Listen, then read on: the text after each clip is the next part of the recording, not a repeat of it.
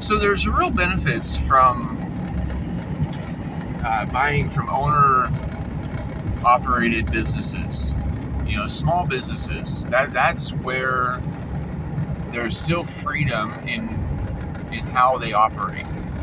When you get into these corporate entities that they're just a franchise, you're always going to pay the ticket, the listed price on the item, and you're always going to pay the sales tax, and you're always going to get a receipt, and you're always going to pay the premium for what that item is worth.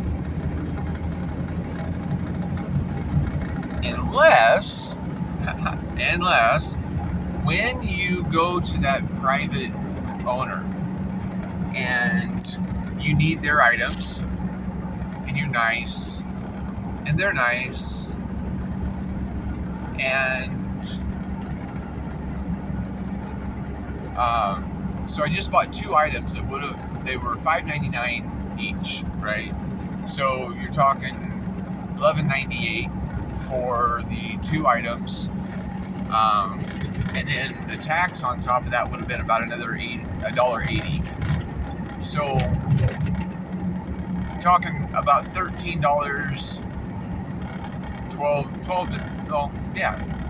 almost $14, right, for what I would have bought. But because I said, hey, I've got cash and I don't need a receipt, they said, give me $10. Well, then I opened up my wallet and I didn't have a 10 on me. I had a 5 and 4 ones, and then I had a couple quarters in my pocket. I could have broke the 20 or 100, but she said, you know what, just that's fine. So I gave her $9.50 for something that would have been almost 14. So I saved about 40% by having cash. Now, if I would have needed a receipt, and if I would have put that on a credit card, they would have been charged 2 to 3% of the purchase price for the credit card fees. And because they needed a receipt, they're going to have to claim every dollar that comes into their business. They wouldn't really probably have given me any kind of a break, any kind of discount. And I'm not going to say what company it was because there's little Karens or Nancys or Kevins or whatever the hell they are that would probably call somebody somewhere and complain. But you know what? Piss off. You don't own everybody. Quit trying to control them, you freaking psychopath. So anyway, cash is still king. Barter and trade is the way that people should really be still working locally, because that's where you have power.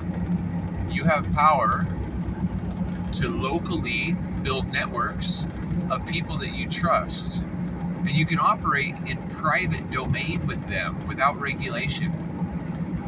So there's a couple ways of doing things. You can be in the public domain where there's a lot of rules and regulations, and somebody somewhere else is got to be responsible for you. Or you operate in the private domain, dealing with cash or barter. And, I've traded my plumbing skills for grape jelly, right? Who does that? That's what the lady thought too. I was in her kitchen, and she's getting ready. She got her checkbook out. She's waiting for how much the invoice is going to cost her, and really any plumbing invoice is over $100. But it only took me like 20 minutes inside of her house, and it wasn't really that far of a drive. And so I noticed that what she had been doing was making up some grape jelly. Well, I like grape jelly. And my grandma, both of them, they're dead.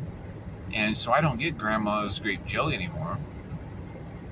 except I said, hey, how about, I don't know, how about 3 or 4 jars of that jelly for the plumbing, call? That'll settle us up. And she was like, what? She looked at me like I'm drunk or stoned or something. I don't know. And I was like, no, seriously, I'd be all right with like 4 of them jars of jelly unless they're already spoken for. And she's like, no, I can just make some more if I want. I'm like, all right.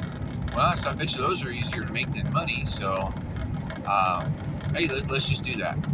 So, anyway, if you like some of these ideas that I share, I got a whole bunch of them.